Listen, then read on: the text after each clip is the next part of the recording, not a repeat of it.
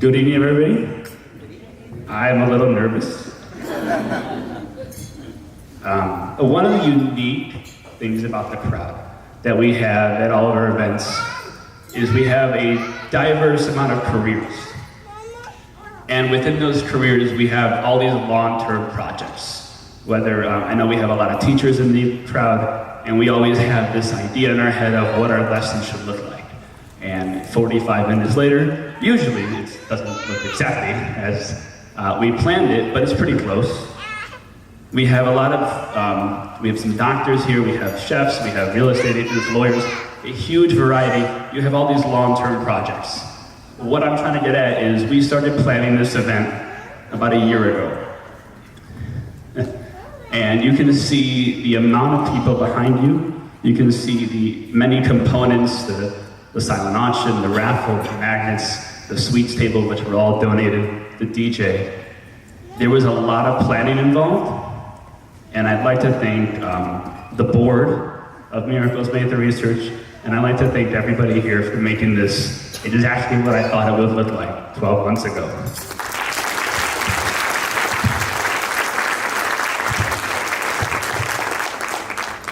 A few summers back, I went to visit my Aunt Maida in the hospital. After being there for a little bit, her nurse came in, and my aunt said, "Hey, this is my nephew I was telling you about, the one who had the 4 liver transplants." And the nurse said, "Oh my God, you looked amazing." And then I looked at her, I'm like, "I know, right?" Now, of course, very funny, very innocent story, but it does tell a lot of things. Let's go back to 1992 for a second. My parents, my father was 29, my mom was 24, and they already had their first daughter just a few years before I was born. Around the time I was 6 weeks old, they received the crushing news that I had been diagnosed with ductal plate malformation, which is a congenital liver disease. And I was then in need of a liver transplant. It really is amazing what medicine has transformed into in the last 25 years. My mother was tested, she was a match, and it was a no-brain decision. She was going to donate her liver, 20% to me. And before that, we had a lot of people who used to, unfortunately, not make it. They used to die of these chronic symptoms, whether it was of a transplant-related issues. We used to die of just the flu, all of these viruses that were going on and nobody had an answer to. And now we have those answers. Okay? We're talking over 90% success with transplants.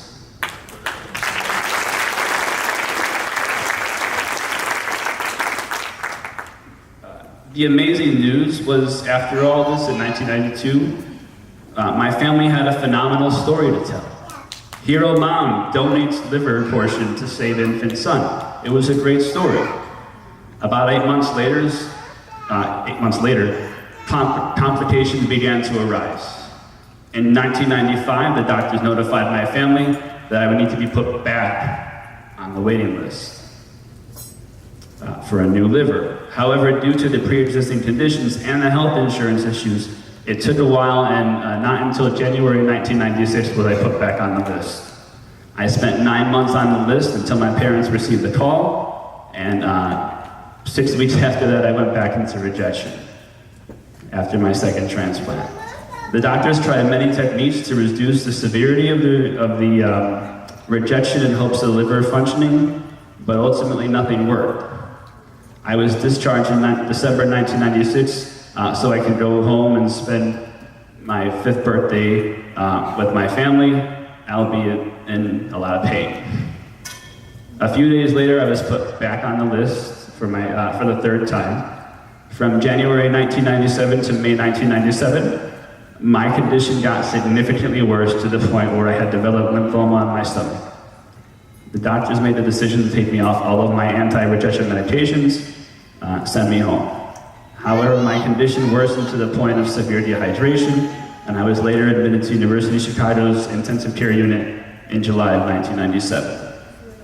During this admission, I moved up on the transplant, and in mid-August, my doctors finally told my parents that if we don't get a liver in the next couple of days, he's probably not going to make it.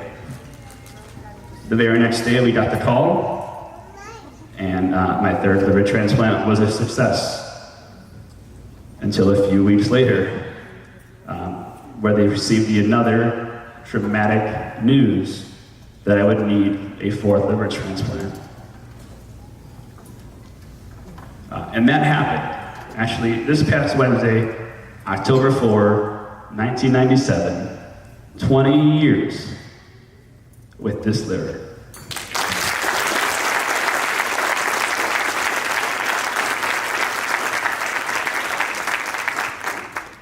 We can easily look back and say, wow, 4 liver transplants in 5 years, and pretty much no threat to your life in 20 years. But it really isn't that easy. At one point, it was sleepless nights for my parents trying to see was the right decision made.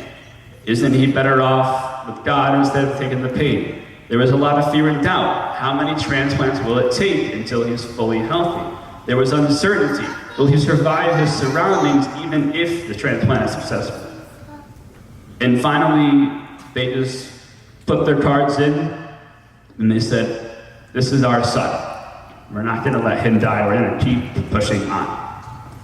It was the same son they grew up to watch play violin for 10 years throughout elementary and middle and high school. It was the same son they watched play baseball after persistent but successful nagging and begging.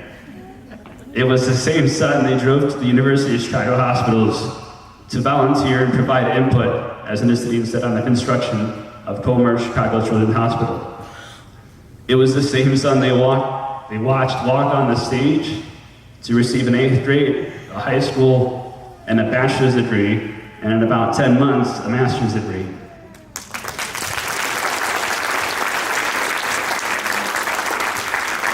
It was the same son that would come home since 2008 to this day, and there would be a home-cooked meal on the table. The same son that coached their other son, Adam's basketball and baseball teams, and ran a majority of the house errands. It was the same son they helped put through college to follow my dreams of becoming a teacher. It was the same son that gets to be one of the, in the students' eyes, coolest teachers. And when they Google his name, they say, hey, we know about your foundation. And I think that's just so cool. And it was the same son that is the inspiration and one of the many brains behind this successful charity. So thank you for making that decision. Thank you, Mom and Dad.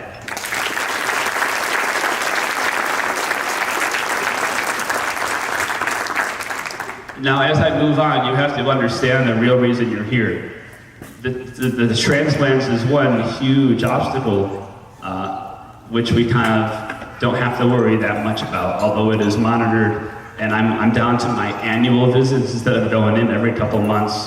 The real reason you're here is because of the chronic liver immunity diseases, one of which I was diagnosed in 2002. When I was in 4th grade, I was sitting down, and I just wasn't feeling well. I went to the nurse, she gave me a pack of crackers and some juice, and she asked, did you have breakfast? I said, no. She said, made sure you have breakfast. I came back into class, and then the teacher made a fool of me because I just wanted to go to the nurse to get some food, right? Which wasn't true. And then a couple of weeks later, I could pretty much feel like my skull was about to explode. Just traumatic pounding on my brain in May of 2002. It was the first and only time I've ever experienced this pain, and it's literally the only headache I've ever had in my life, and I'm a teacher. About 45 minutes after this pain started, within those 45 minutes, my mom was called. My mom worked 2 blocks from where I went to school, so it was kind of a drive-through, pick them up, and just keep going to the hospitals. More tests were run for about 2 weeks, and for the first time since I had my transplant in my last transplant in 97, I was hospitalized. This pain would later be diagnosed as de novo autoimmune hepatitis, a form of post-liver transplant hepatitis that's found in about 5 to 10% of pediatric post-liver transplant patients. During that hospital visit, I remember missing out on a family party that was planned weeks in advance I was really looking forward to. and I was just sitting in the hospital bed upset. Shortly after one of my procedures, while I was still really heavily sedated, I got a phone call, and I was already out of school for about a week, and on the phone was my 4th grade teacher, and she gave the phone to every single student in class to wish me well.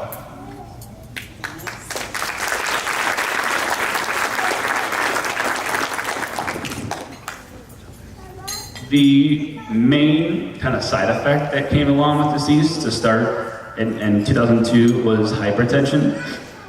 And now every time I go get my blood pressure checked, the nurses would always say, you know, your blood levels are really, really good. I said, thank God, that just means the medicine is working. Next, I began noticing when I was playing outside that I get like really weak to the point where I just wouldn't be able to walk anymore. So I'd sit down, and they said this is kind of like a pre-diabetic symptoms. So I went on Atkins for a while, which is the diet with only protein, vegetables, no carbs. And this was a little hard because I had a carb at every meal, and I was an unofficial soda addict. But I wish I documented this, but I think I set the record for the most steak salads consumed in those 6 months. Because of this, I really changed my diet. I didn't really eat chocolate for like 6 years. If it was my birthday, I wouldn't eat the cake. So I'd blow out the candles, they'd all eat the cake, and then I'd just go back to eat something that we had for dinner. And then 2011, I kind of gave up soda. And other than official Sprite, once in a while Sprite, I kind of stay away from it. And I also never had coffee because you just don't know what it can do. Not that it's bad, but just trying to keep it a clean diet. The biggest thing with the autoimmune disorder is that your immune system is affected so drastically. Let me take you back to 2004. I went to visit my uncle and his family in Kuwait. And if you've never been to Kuwait, it's awesome. Just don't go in June or July. It's hot. It's really hot. It's really humid. And one time, my cousin Abbas and we wanted to go play basketball, but we were only like 12 and 9 years old. So the canopy had a car. In front of the car was a basketball net, and my cousin Yusuf had to move the car, roll out the basketball net, put it in the street. By the time he did all this, we're like, screw it, it's too hot. We're going back inside. That's how hot it is. And because of the polarizing temperatures from the hot outside and the nice air conditioned inside, it kind of threw my body out of whack. And I ended up having developed what was then a common cold. It progressed into a sinus infection. And for about 6 years, I had this sinus infection until I had a sinusitis surgery in 2010. So that's another symptom. So we have the hypertension, the prediabetes, the sinus infection. And then in 2008, I developed psoriasis pretty much all over my body. And going to school with psoriasis wasn't that bad. But in 2010, my doctor decided to test with 2 new medications. And unfortunately, it backfired, had an allergic reaction. I couldn't really feel my elbows, I couldn't feel my knees. I was working at Little Caesars and I wasn't really able to do my job that well. And at the same time, we were going to do a international fest performance during my senior year of high school where we represent our culture and go up and dance in front of everybody. And I kind of just stuck with it. And I was in so much pain during that, but the adrenaline finally kicked in and we did a hell of a job, but it was a really hard performance because of the backfire of the medication. From 2011 to 2012, my new dermatologist, after I had moved from the Children's Hospital to Northwestern, they said, hey, let's try this thing called ultraviolet phototherapy, where you kind of like a tanning booth thing, but it's supposed to help treat psoriasis. So I would schedule 8 a.m. appointments downtown. I go there and drive all the way back to Lyle for my 9:30 a.m. class. And unfortunately, that treatment actually didn't work. Since then, my face has been a little more abnormally red, so I kind of have that symptom sticking with me. Thankfully, all these diseases are under control. I don't have as much problems anymore. However, there were days that I would just wake up and just mentally exhausting because you just want to wake up one day and not have to deal with one symptom, one side effect. The craziest part about all that is I never changed the way I would approach people. I had the same body language, going to college, going to work, coaching. I was always as positive as I could be, and people never really knew what I was going through. On and off, I had a lot to deal with these side effects and diseases from age 10 to right now, and possibly forever. And that's why you're here today. There is no other way to tell you how shitty this disease is until I'm up here telling you what it does to the body. I am one person surrounded by the greatest family, the greatest friends, the greatest coworkers that make my daily life worth living, no matter what obstacle I have to jump. But this life cannot and should not be lived by anyone else. It is scary that the 4 liver transplants I had is not the worst thing that's happened to me medically. And it's unfortunate that I have to take medication every day since pretty much the day I was born, but you learn to accept it. I want you to remember the 3 reasons why you're here. The first is because we have this awesome charity. We continue to do wonderful things. There are so many new faces in the crowd, and that's what we love to see. I loved when people were walking in, and I had to ask, what is your name? And it's not anything but a result of all the outreach we've done. I do believe that one day a cause for this disease will be found. And on that day, I promise I will personally call you and thank you for all the support you've done with us for the last 10 years. The second reason why you're here, and probably the most important, is I want you to remember that none of these things in life are even remotely possible without organ donation.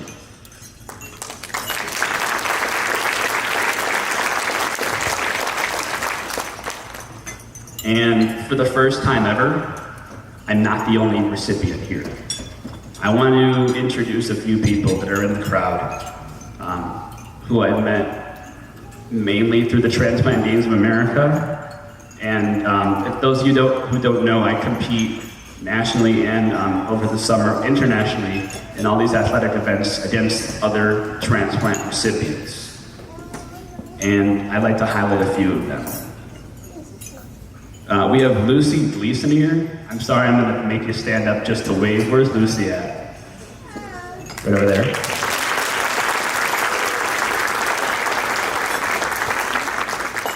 It's up to you. You can stay standing or you can sit down. It's gonna be a while. Your mom wrote a lot. When Lucy was 5 years old in 2003, she was diagnosed with cancer. At least for a few months, she'd be carrying around a 4-pound tumor in her liver. When chemotherapy failed to shrink it, Lucy underwent a split liver transplant, whereby 2 people share a donated liver, and has been cancer-free ever since. She's now 19. She is now 19. She's a sophomore studying industrial engineering at Purdue University. She knows that she was one of the lucky ones. She's had relatively few health issues over the years, celebrated all major milestones like her first communion or her high school graduation, and has made friends all over the country.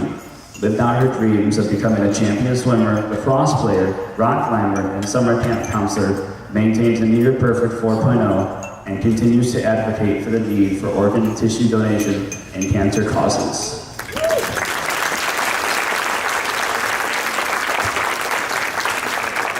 We also have here at the same table, Colette Jordan.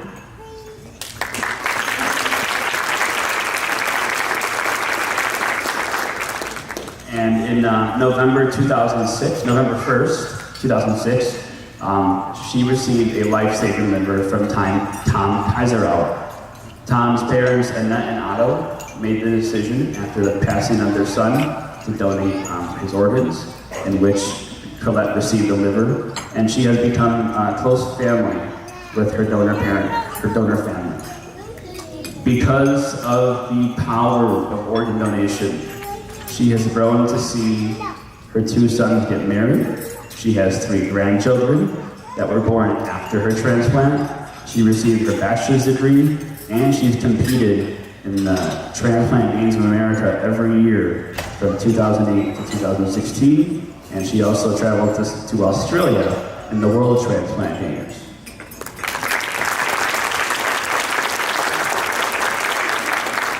We also have here Michaela Prunty.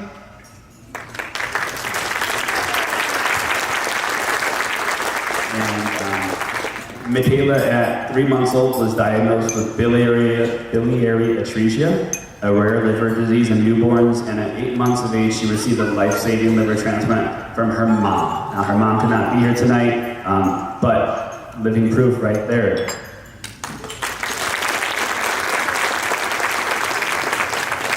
Like Lucy, like Colette, like Mickey almost immediately began to thrive and grow right after her transplant. She had very few complications over the last 16 years. She was able to learn how to do ballet, tap dance, and at a young age she played basketball, won her geography B, learning fairs in grammar school, and graduated from 8th grade as a member of the Honor Society. She's been on the honor roll in high school, speaks French, and plays the piano.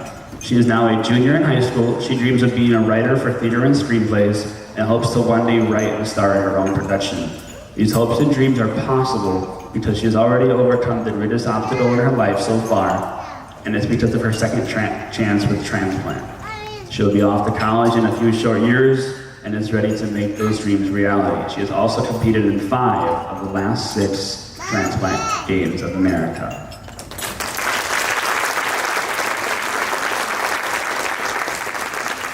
The last individuals here comes with a positive result from a negative start. 16 years ago yesterday, Pat Samuel was celebrating her birthday, and they received the tragic news that her and her husband Mark, their son, passed away in an automobile accident. They made a decision to donate his organs, and with that amazing decision, 23 people were affected through organ donation through that one unfortunate tragic death.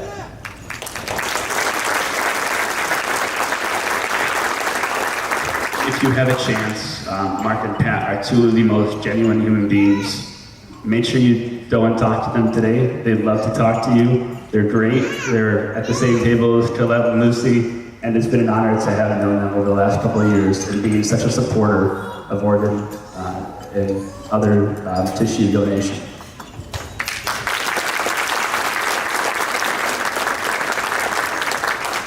So I just gave you 5 examples of why you need to go home right now, if you haven't already, and make a strong decision. And before I finish that sentence, I have one more person, and I know his wife is gonna kill me after this. We're leaving him out. But Matt Baxter, right up here, also received a life-saving organ, I believe, 16 years, 2001. Matt is a high school teacher, and he is one of the, as you just saw him, he's one of the coolest guys, and he's a really good basketball player. So there's actually 6 examples here of why you need to go home and make sure you sign up to be an organ donor. We just passed a law in Illinois. You can do it at 16 or 17-year-olds. So if you're in high school right now, I know we got some young people in the crowd, you can sign up to be an organ donor right now. It's that important. You need to do it. The final reason you're here is we all learn one lesson. What doesn't kill you does not make you stronger. It makes you invincible. Thank you.